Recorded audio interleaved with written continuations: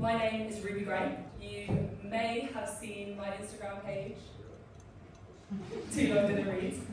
Spreading the joy of classic literature. The page has received mixed feedback. But I'm not here today to tell you about that. I'm here to tell you about this book, which I discovered in the Whipple Library in Cambridge. This book actually tells the story of an extraordinary, understated woman who I'm desperate to get more people to know about. And this woman is the mathematician Grace Chisholm Young. She lived between 1868 and 1944, a time when women in STEM was not really a concept yet, and she spent her life working in mathematical partnership with her mathematician husband, William Henry Young. But before I get into the book, I need to give you a bit of background.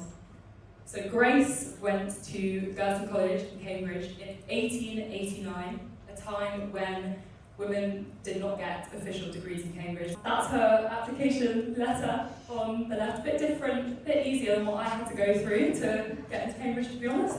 But at least it's the same in its opening sentiment of I beg. And Grace actually got first in her maths exams, but her teachers told her that the Oxford maths exams were much too difficult for women, so she travelled to Oxford with her mate to sit the exams unofficially for the lols, which I would personally not find lols. And she actually ranked first out of everyone. Actually, this wasn't enough for her. She then went on to become the first woman to get an official PhD in Germany. She sent her thesis back to her Cambridge contacts after finishing her PhD and rekindled a correspondence with her old maths supervisor, William Henry Young. And a bit of drama because 11 months later, they got married, remarkably, in the church next to my primary school, which I only learned about far later than doing this project. They had 6 children who they adored, but we're going to get onto the book now. So, this book is Grace's own copy of The Theory of Sets of Points, which is the book that she jointly published with her husband, William. And actually, to me, the beauty of the book is not the published text inside, it is everything else. So, inside we have got Grace's annotations, watercolours, inserted correspondence, multilingual anecdotes revealing her many talents. And if we read this book in 3 different ways, we can see Grace's life from 3 very different perspectives, which builds a better picture of her lived experience. So that's what I'm going to do for you guys. So, the first reading. Her partnership. Her husband travelled as far as Calcutta for long-distance teaching posts, and meanwhile Grace stayed at home with the children, basically writing all of their mathematical papers. Between them, 214 papers were published, and Grace's name was left off of most of these. And Grace also was at home writing William's lectures for him, and she also answered students' questions when he didn't know the answer. So she was really the engine, and he was the face, which was interesting. Being long distance meant that their relationship existed largely in letters, 8,000 of them in fact, and they still exist today in the Liverpool archives. So we've got this near perfect transcript of their partnership, both mathematical and personal. And here's one of the wildest letters. I'm just going to read out a little extract. So, our papers ought to be published under our joint names, but if this were done, neither of us get the benefits of it. No, mine the laurels now, and the knowledge, yours the knowledge only. And William also wrote, you can do everything well, and it pays to do something well, but mathematics is not one of these, unless one has genius. So this paints a pretty nasty picture with stereotypical male genius tropes at the time. But actually, if we read all 8,000 letters, which I would highly recommend for a fun day out to the Liverpool archives. Honestly, it took me more than one day. You see that actually no relationship can be boiled down to something that simple. And most of their 8,000 letters are actually loving, functional, and filled with life's small details. And the letter that Grace inserted in her book shows exactly this. It's from William to my darling wife. He's just talking about their mathematical and personal partnership. It's very functional. It's all good, it's all relaxed. Now it's time to read this book in a second way. As a maths textbook, Grace annotated this book while revising it for a second edition. And her notes offer this window into her mathematical mind. So this book brought together complex papers from obscure journals all over the world into one clear, cohesive text on set theory, which is basically advanced Venn diagrams, if you remember from school. And while this math is fascinating to some, I think there's a wider point here that we can all think about and make, which is that history of science is not all of these eurekas and apples falling from trees.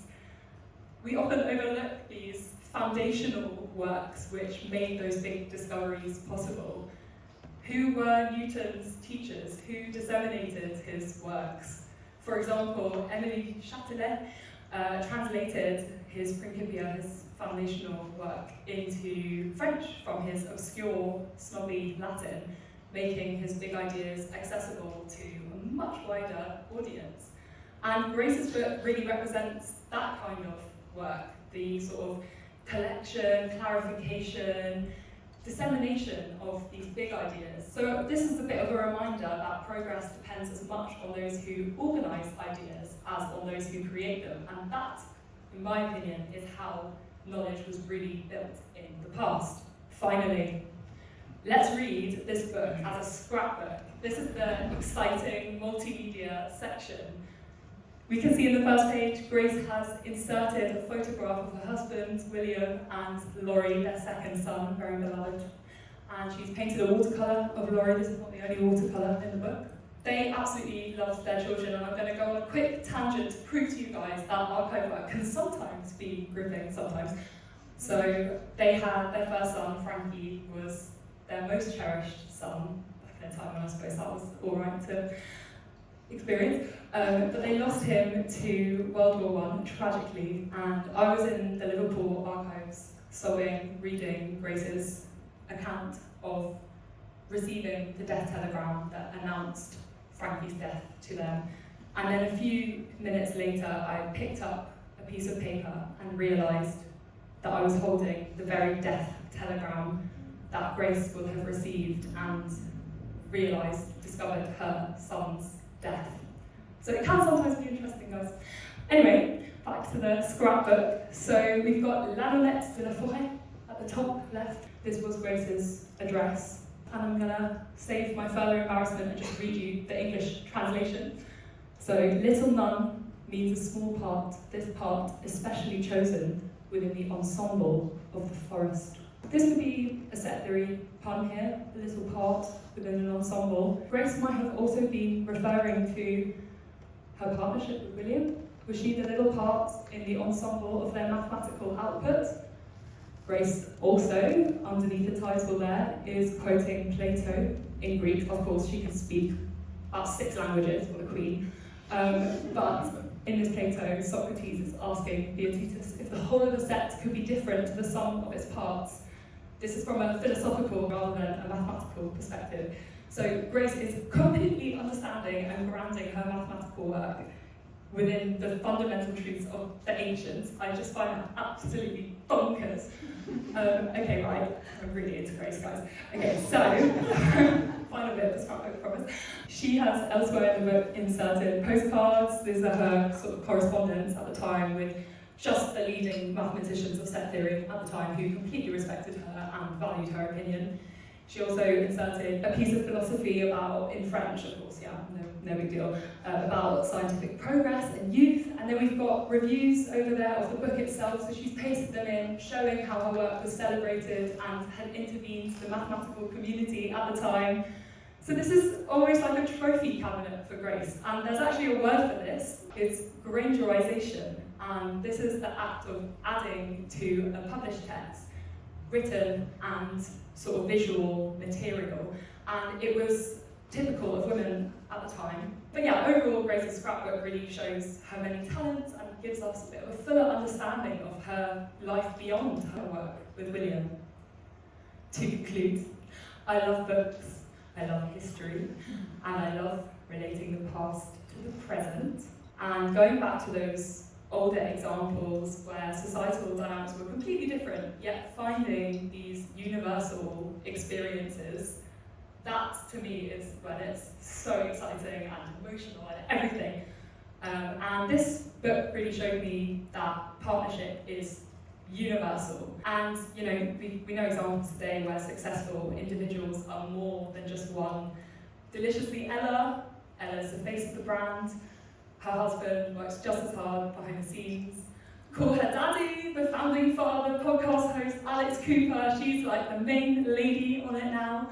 And she pays her bestest, oldest friend, Lauren, to be her number 2. And Phineas, of course, co-written and produced nearly all of Billie Eilish's songs, so siblings working together there. My parents have worked in creative partnership. You might yourself be in a partnership of sorts with some sort of loved one.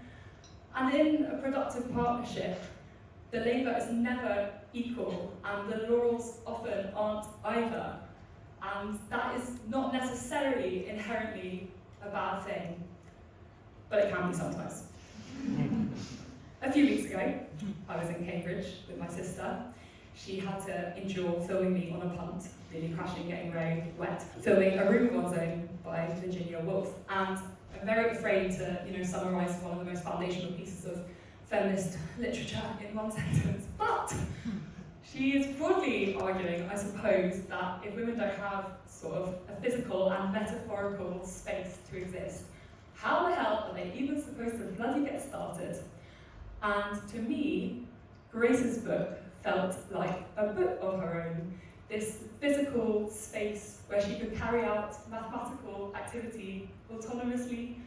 And though this partnership was certainly not equal and Grace did not receive due credit in her lifetime, she did carve out relative freedom for herself, given her times. She was a female mathematician, and she could go about her day freely, other than needing to respond to maybe one letter a day from her husband, William. And here she was, pottering away at this book, inserting watercolours, philosophy and postcards, scrapbooking her full life as a mathematician, a wife, a mother, a linguist, an artist, a philosopher. A book can be read in many ways, and all layers be true at the same time. And this can sometimes show a fuller picture of someone's life. To me, this book's binding holds all these views of Grace together as one.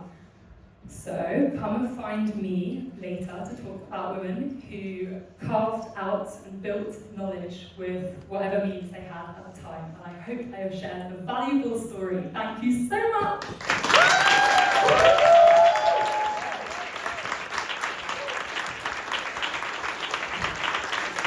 Amazing. Really, that was amazing. I can't believe how much you managed to pack into that 15 minutes. By the way, when I asked these guys to come and talk about whatever they want to talk about, there is free reign, and I actually have no idea what they're going to talk about. So I think it's wonderful to see where people take it. So thank you. That was really